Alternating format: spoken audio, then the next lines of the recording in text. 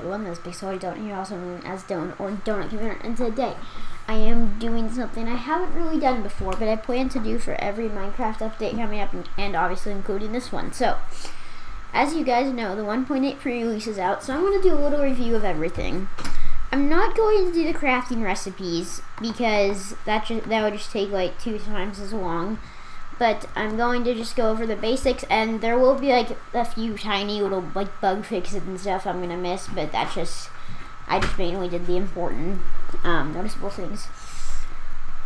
So, firstly, we got this new, I can't show it to you now, but it's an ocean monument that's a generated structure, which is gigantic, and it's underwater, and you can find guardian and elder guardians, which I'll show you later, but as drops from them, and by breaking blocks, if I'm correct, you can get prismarine shards and prismarine crystals, which can be made into sea lanterns, dark prismarine, prismarine bricks, and prismarine, which you can also mine. And then there's granite, diorite, and andesite, and all of their polished versions. Might as well just keep them there. There's a slime block, which I'm going to demonstrate for you now. It's a really bouncy block, I guess you could say. So, let's watch this. Bling! Bling! And if you want the bouncing to stop, you can just press shift when you land. There we go. And, yeah, it's kind of like soul sand, where it's kind of slow to walk over. But there's an iron trap door, which, like the iron door to the wooden door, it can only be opened using a redstone signal. You can't open it with your hand. Yeah,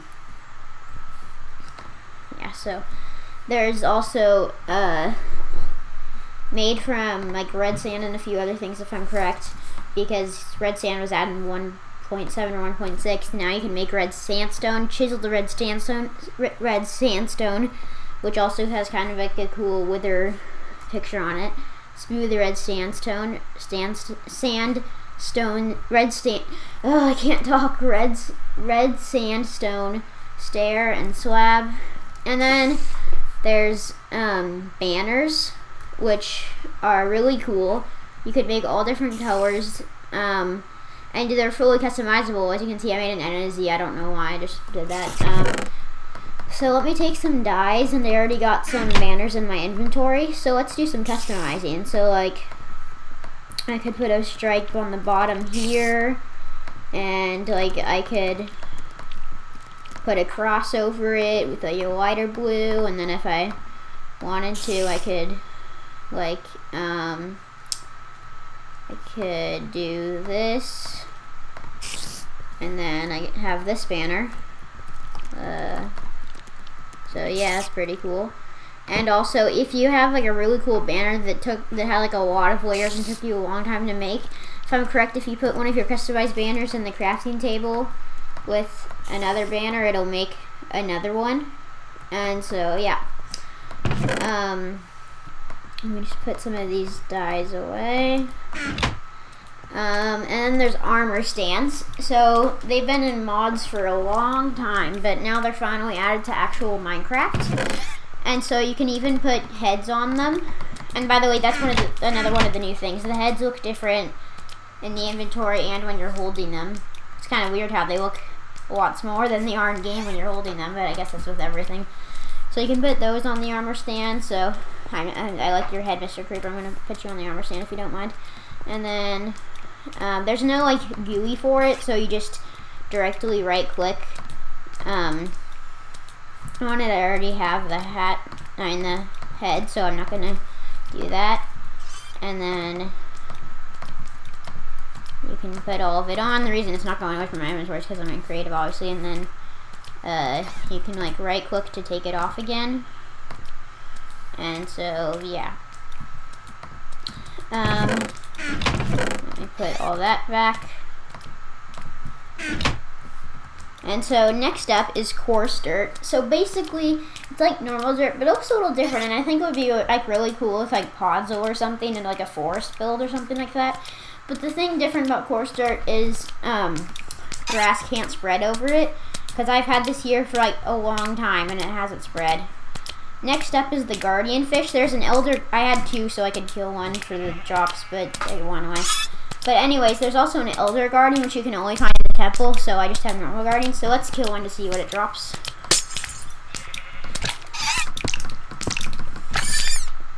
Drops Prismarine Shards, and I think it can also drop Prismarine Crystals. And the Elder Guardians will also drop What Sponges, which you'll see later. So Endermites, it despawns because it despawns after 2 minutes. That's one of its traits, so I'm gonna have to respawn it. But basically, it's kind of like a silverfish, but it spawns. It spawns either when you teleport with an Ender Pearl, or when you when you kill an Enderman, as it says up here. And then next up, bunny rabbits. Woo! Okay, so bunny rabbits, you can tame them and breed them just like any other thing. And they will follow you around like cats and dogs when they're tamed, but they're like a little more free, like they just jump around basically, but they still follow you, but like not as much as a cat or dog.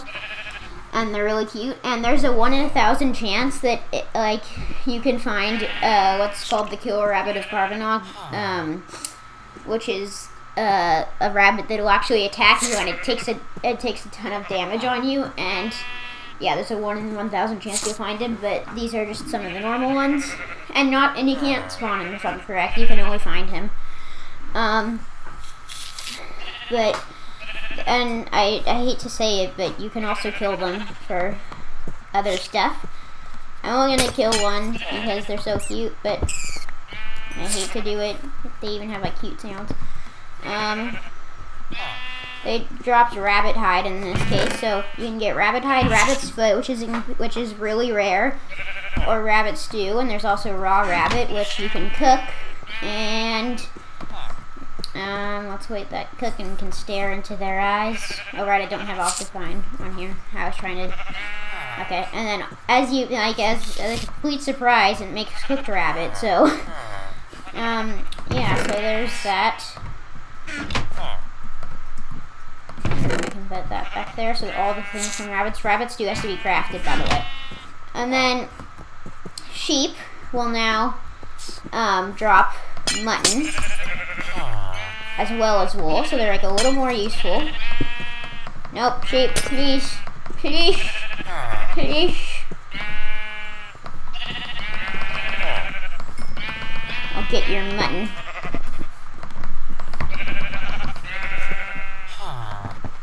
Whatever. Okay, so ramen looks a little weird, but whatever. And as you might expect, it makes cooked mutton, so it looks kind of like steak. I think they changed up the texture a little bit, because I remember last time I was doing it, it wasn't like this. But anyways, yeah, it's kind of like steak, but shaped differently.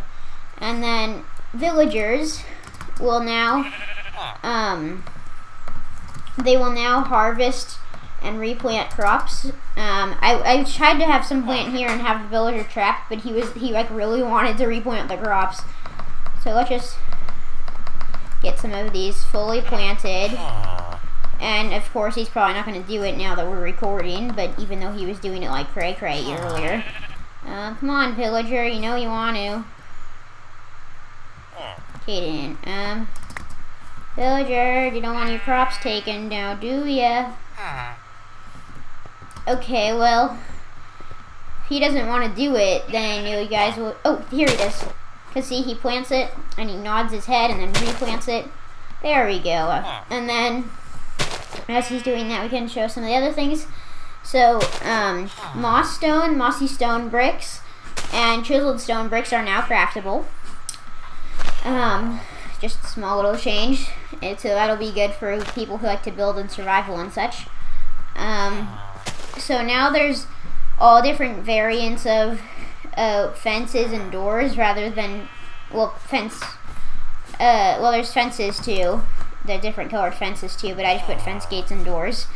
So there's the normal oak ones and the oak fence. I'm sorry I forgot the fences, but then there's the spruce, the birch, the jungle, the acacia, and the spruce. And I like how they're not just all like a different color of this same door, but they all have their own thing, and like how some of them kind of are like reedy and you can see through them. That's kind of nice.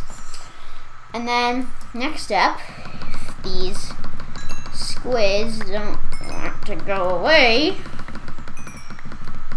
Why, squids, why? I really like this place. Anyways, I think I had it in here. Yep. If you have a sponge and you place it in water, it'll suck up the water, and there will be water particles coming from this. And this is like a wet sponge, which you can also get. And it's like, if I'm correct, it's like a 7x7 radius it does it in. So if you have a giant ocean, it's not going to clear out the whole thing at once, but it is pretty useful. So if I put the wet sponge in the furnace, you don't usually put blocks in furnaces unless it's like a wood block to cook things, or coal block, I guess. But in this case, you're actually cooking a block, and then it makes a sponge again because it kind of dries off. And then there's another game mode 3, but is also known as spectator mode. And so if I click this, I'll go in spectator mode. I'm going to change it back really quickly. I'll do more, but first I want to spawn creeper and a spider so I can show you one of the abilities. I had them already here, but they despawned. No, not up there. Well, whatever. I'll let it roam. And then creeper. So now if I do game mode 3, or use the command block, if I click on them, then I can see through them and see what they're seeing, and it looks really cool because it's not like in a spider. Everything looks so weird, and he's not even moving around. And then, like creeper, I can go through blocks in spectator mode too. Creeper, everything is green. Other mobs, most of the other mobs are just plain, except they're mostly just plain, except like the height level of the eye is different. But yeah, it's kind of cool how they added that.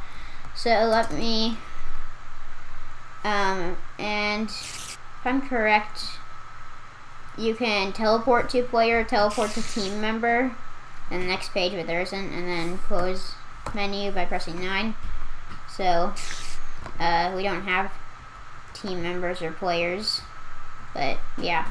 So, and this isn't your normal inventory. Like, I can't open it, and that, I mean, that's my normal inventory, and see it starts fade away. So let me go back into game mode C, and then there's one new achievement which hasn't yet to be found by anyone really: debug mode and customize world type, which I will show you now.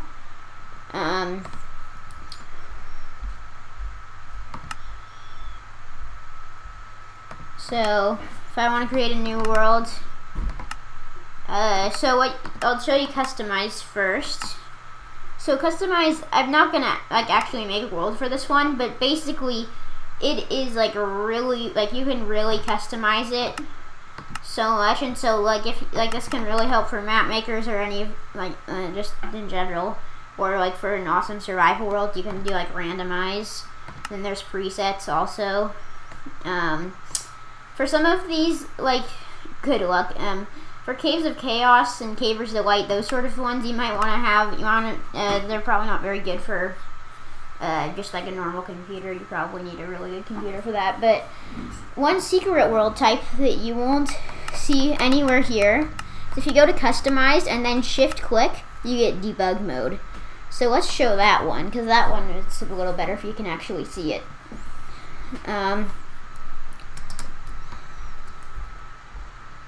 So this one, like, you can't really do anything like in terms of building, but it shows all different types of blocks and entities. This is really good for like texture pack makers and stuff to see all the stuff they might need to change and all that. And I'm not in F1 mode, that just automatically put me in that, and I can't set myself on fire. Basically, it's just for like map makers or texture pack makers, because you see it shows like every stage of every block and everything. Like, oh, there's all these different like redstone